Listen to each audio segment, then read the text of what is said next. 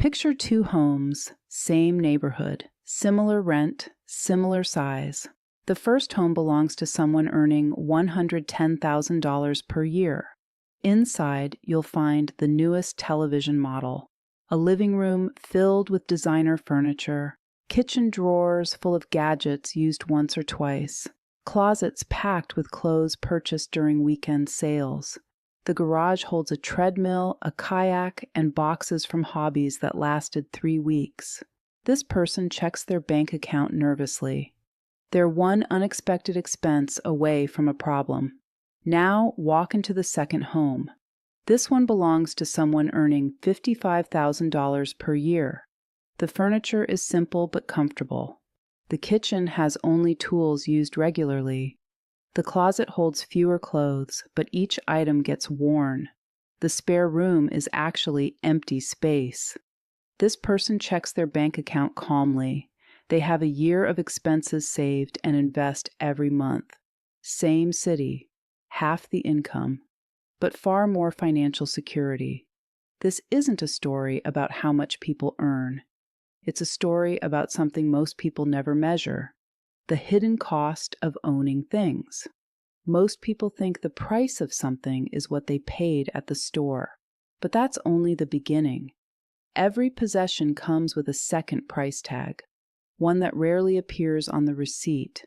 That second price includes maintenance, storage, mental attention, and opportunity cost. Take something simple like a large television.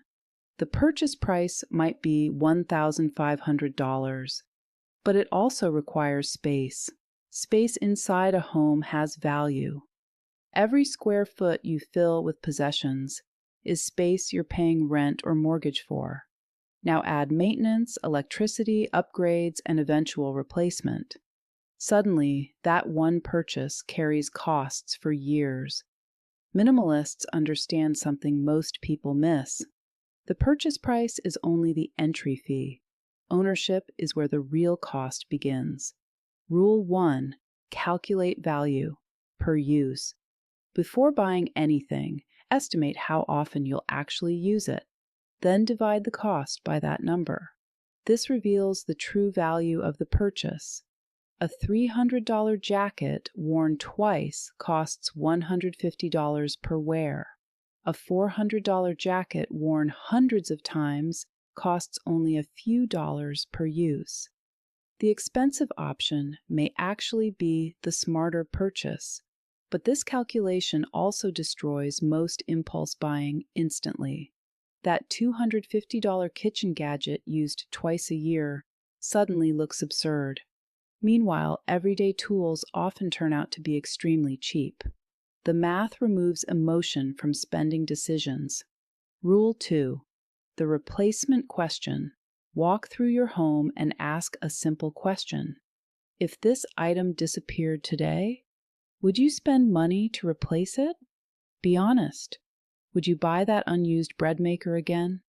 Would you replace clothes you haven't worn in years? Would you purchase the hobby equipment sitting in your garage? For many items, the answer is no. Those objects exist in your life only because you never questioned them.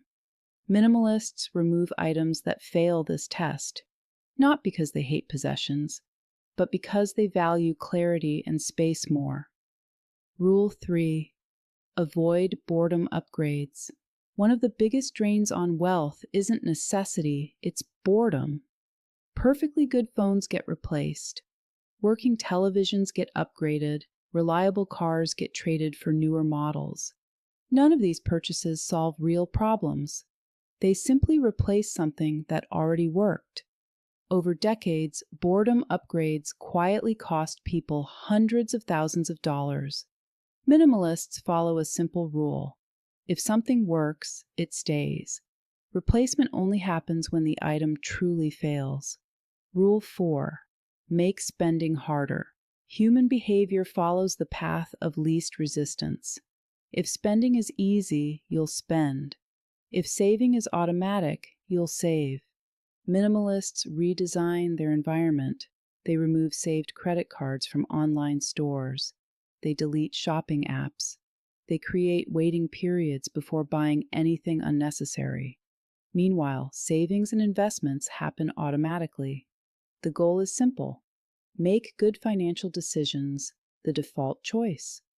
Rule 5: define enough. Most people never decide what enough actually looks like. As income increases, spending rises with it. The bigger salary leads to a bigger house. The nicer house leads to more furniture. More possessions require more income. The cycle never ends. Minimalists interrupt this pattern. They define what level of comfort is sufficient: a home size, a car budget, a lifestyle standard. Once those needs are met, additional income goes to freedom rather than consumption. Most people measure wealth by what they own. Minimalists measure wealth differently. They measure it by options. Can you leave a stressful job? Can you take time off when life demands it? Can you move to a new city if opportunity appears? These choices require financial margin, and margin is impossible when every dollar supports possessions. Owning less creates room for freedom. Something interesting happens once people start living this way. Spending decreases, savings grow, financial stress disappears, and as security increases, the desire to accumulate more things fades naturally. Less spending creates more wealth. More wealth reduces the need to spend. It's a powerful cycle.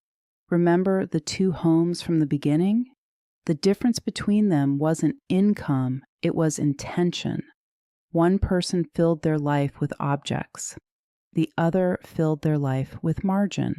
Both lifestyles are available to almost anyone. The only question is which one you choose to build. Because in the end, the real goal isn't owning more things, it's owning more freedom.